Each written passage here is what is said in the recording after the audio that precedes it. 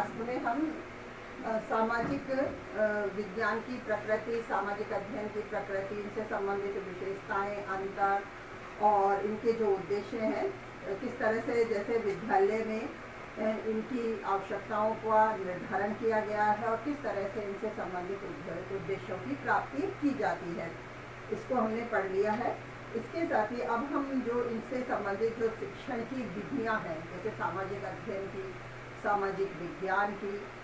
इससे आगे जैसे हिंदी शिक्षण है उसकी भी विधियों को हम पढ़ेंगे, क्योंकि इसमें सिलेबस में शिक्षण विधियां भी समस्त दी गई है, जिसमें एसएस की भी आ जाएंगी, विज्ञान की भी आ जाएंगी, हिंदी की भी शिक्षण विधियां आ जाएंगी। तो इसमें हम सबसे पहले शिक्षण विधि क्या है ये पढ़ रहे थे। शिक्षण विधि के अर्थ को हमने शायद पढ़ ही दिया था, अब उसके महत्व को, उसकी परिभाषाओं को पढ़ लेते हैं, या किस तरह से अच्छे जो शिक्षण विधियाँ हैं उनकी क्या विशेषताएं होती हैं, इनको हम पढ़ लेते हैं। इससे पहले मैं शिक्षण विधि के अर्थ को एक बार फिर थोड़ा सा बता देती हूँ।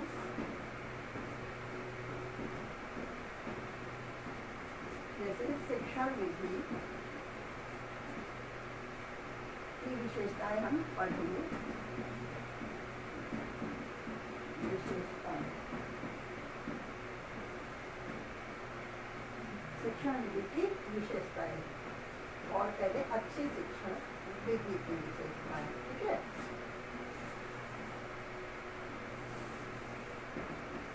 विशेषताएं बताने से पहले एक बार फिर मैं अर्थ को थोड़ा सा बता देती हूँ। पहले हम पढ़ चुके हैं शिक्षण विधि के अर्थ को।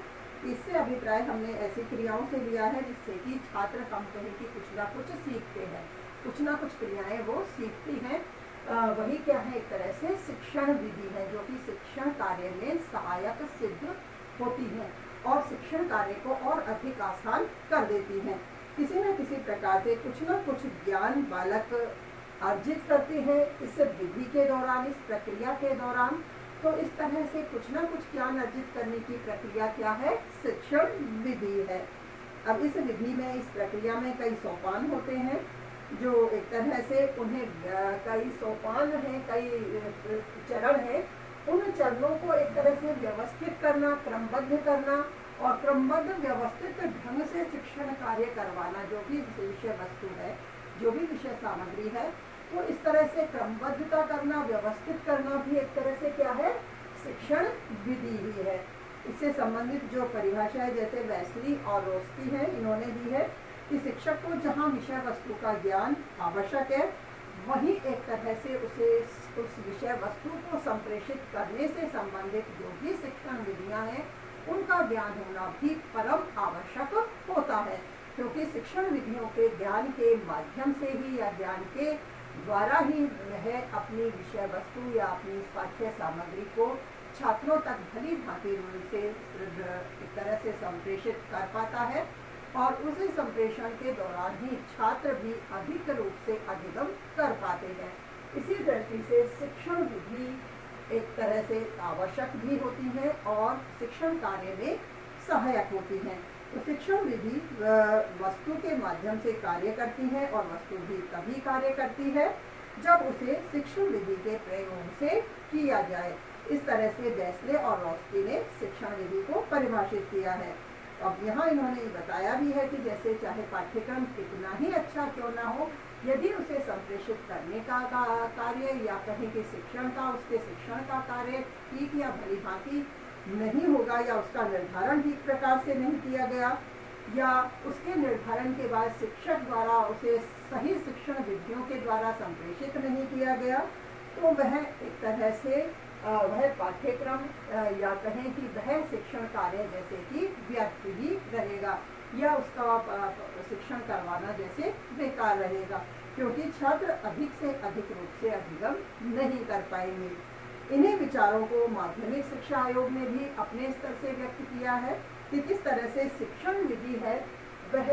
विशेष रूप से शिक्षण कार्य में सहयोगी होती है। इसीलिए इसकी विशेषताओं को हम पढ़ेंगे। उससे पहले जो माध्यमिक शिक्षा आयोग के विचार हैं उन्हें भी हम स्पष्ट कर लेते हैं कि जिस तरह से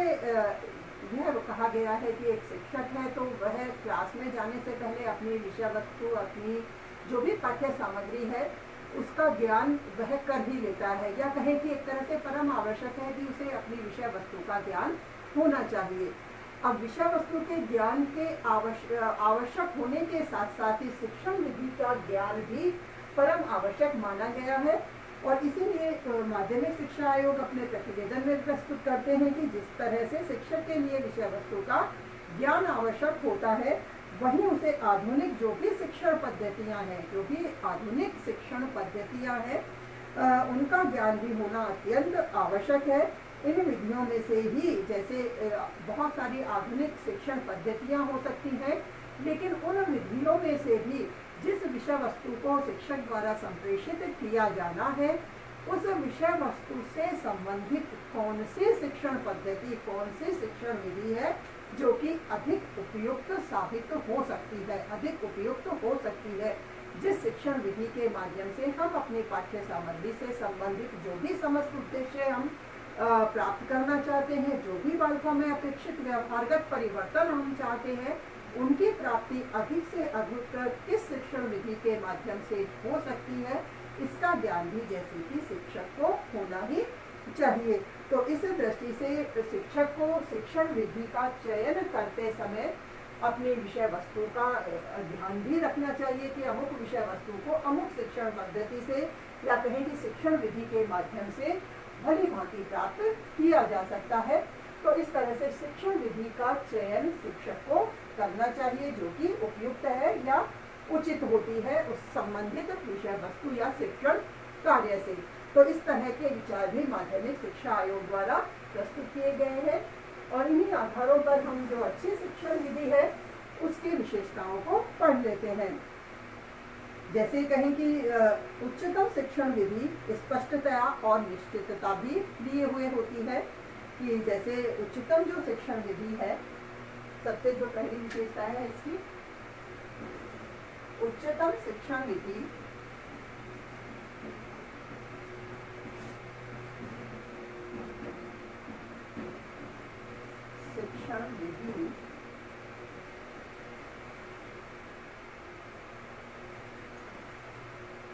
उच्चतम शिक्षण विधि स्पष्टता व निश्चितता, स्पष्टता व निश्चितता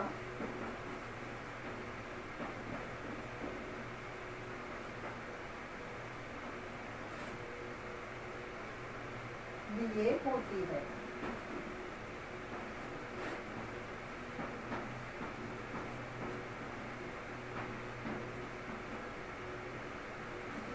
जैसे जो उच्चतम शिक्षण विधि है उसमें स्पष्टता और निश्चितता होना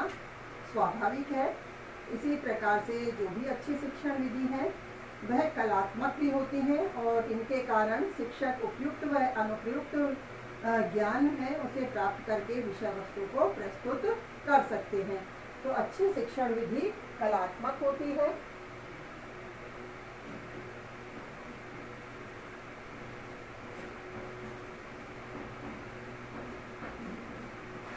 अच्छी शिक्षण विधि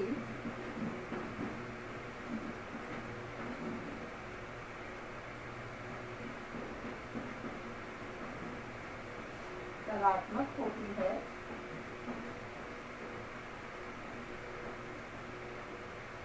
कलात्मकता से अर्थ है जैसे शिक्षण विधि अपनी कला से, अपने तरीके से विषय वस्तु को बालकों के समक्ष प्रस्तुत करती है, जिससे कि बालक अधिक रूप से अधिगम कर पाते हैं। इसी कारण शिक्षक उपयुक्त व अनुपयुक्त का, इसी कारण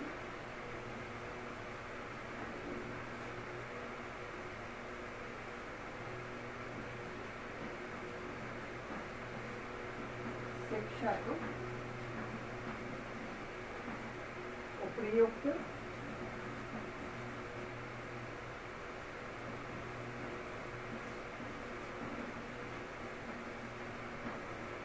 व अनुपयुक्त का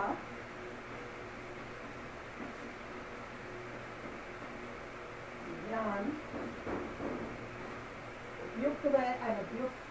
का ज्ञान प्राप्त कर विषय वस्तु को प्रस्तुत करते हैं।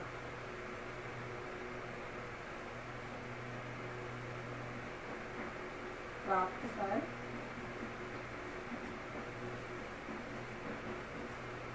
विषय वस्तु को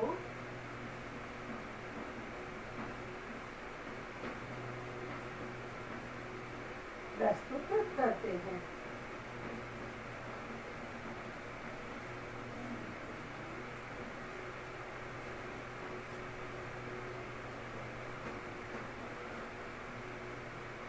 इसी तरह से जो शिक्षण विधि है, जो उचित है या उत्तम है, जो सर्वश्रेष्ठ है, उसे छात्रों को सिखाने के लिए या सीखने के लिए एक तरह से जो भी विषय सामग्री है, जो पाठ्य सामग्री है, उसे सीखने से संबंधित एक तरह से बालकों को प्रेरित करती है, उन्हें प्रेरणा भी प्रदान करती है। तो इसीलिए हम ये बता सकते हैं कि वही शिक्षण विधि उत्तम होती है या सर्वश्रेष्ठ होती है जो कि बालकों को प्रेरित करती है।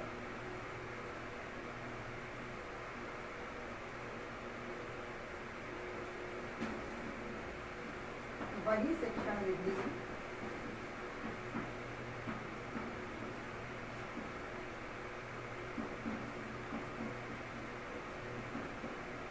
उत्तम या सर्वश्रेष्ठ होती है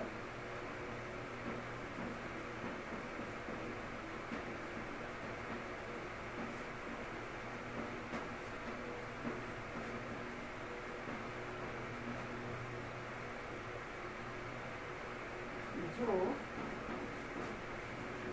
बालकों को सिखाने के लिए या कहें कि जो भी विषय सामग्री है, बालकों को संबंधित विषय सामग्री को संबंधित जो भी उनसे संबंधित विषय सामग्री है, संबंधित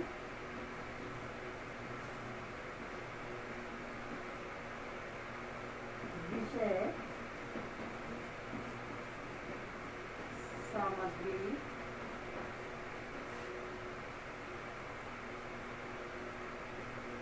को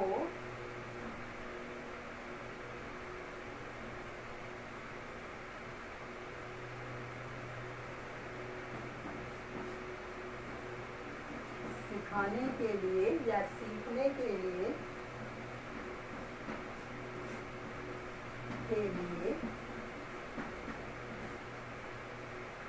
प्रोत्साहित करती है या प्रेरणा जागृत करती है, के लिए प्रेरणा जागृत करती है।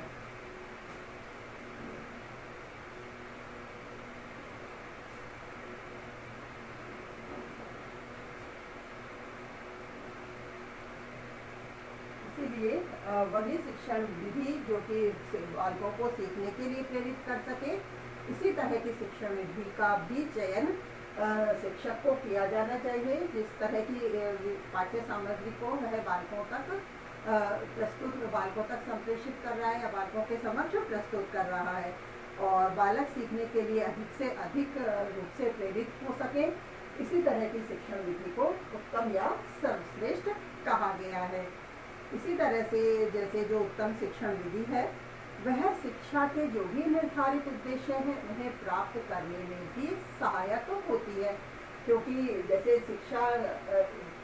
प्रदान करने का माध्यम किसे बताया गया है, पाठ्यक्रम को बताया गया है, क्योंकि किसी शिक्षा का मुख्य उद्देश्य क्या है, बालक को भावी जीवन में एक तरह से इस तरह से तैयार करना कि भावी जीवन में वह सही या सफल रूप से वह अपने जीवन को संचालित कर सके, सफल रूप से जीवन जी सके। इस दृष्टि से ही शिक्षा उसे तैयार करती है। तो इसी प्रकार की शिक्षा उसके लिए एक तरह से किस पाठ्यक्रम के माध्यम से, किस विषय वस्तु के माध्यम से उसे प्रदान की जा सकती है,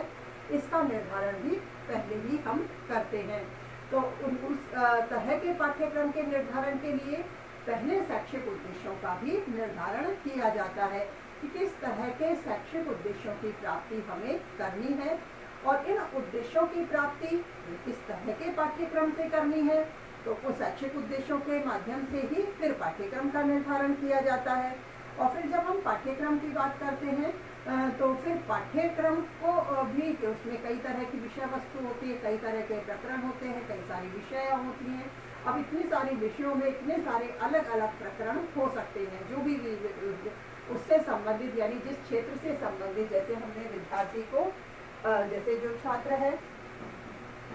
हम जो मनोवैज्ञानिक सिद्धांत है जिस आधार पर हम बात करते हैं, बालक के केंद्र में रखकर, मुख्य रूप में रखकर बालक को, कि किस तरह से उसकी जो आवश्यकताएं हैं, जो उसकी रुचियां हैं, उनके आधार पर वह अपने लक्ष्यों का निर्धारण करता है और शिक्षा उन लक्ष्यों की प्राप्ति में सहायक होती है। और उस तरह की शिक्षा को प्राप्त करने में पाठ्यक्रम सहायक होता है। और इसी तरह से जब पाठ्यक्रम उन्हें प्राप्त करने में सहायक होता है तो किस तरह से पाठ्यक्रम के जो निर्धारित शैक्षिक उद्देश्य है उनकी प्राप्ति किसके माध्यम से हो पाती है? शिक्षण विधियों के माध्यम से। क्योंकि जो पाठ्यक्रम की जो भी पाठ्य वस्तु है या विषय वस्तु है, जो भी पाठ्य वस्तु या विषय वस्तु है, उसे संप्रेषित करने के लिए शिक्षक किसी न किसी प्रकार की शिक्षण विधि को अपनाता है और उन शिक्षण विधियों के माध्यम से ही वह पाठ्य वस्तु को छात्रों तक संप्रेषित करता है, जिससे अधिक वह अपने शैक्षिक उद्देश्यों की प्राप्ति करता है। अधिक से अधिक शैक्षिक उद्देश्य है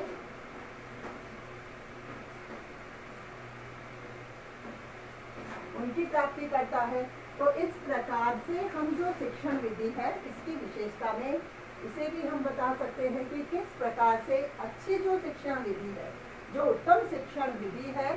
वह शैक्षिक उद्देश्यों की प्राप्ति में सहायक होती है। देखो, इस क्रम से हम पूरा ध्यान रख सकते हैं कि किस प्रकार से शिक्षण विधि शैक्षिक उद्देश्यों की प्राप्ति में सहायक हो सकती है। इसे भी हम लिख लेंगे।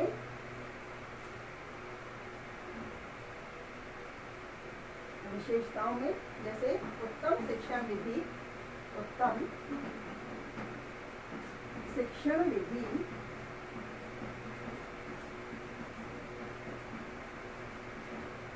शिक्षा के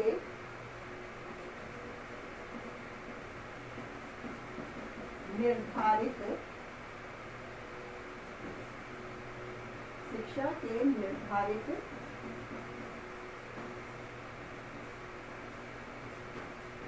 शैक्षिक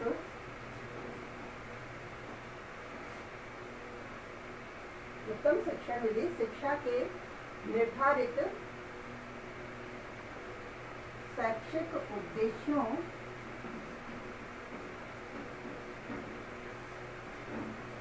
की प्राप्ति में सहायक होती है।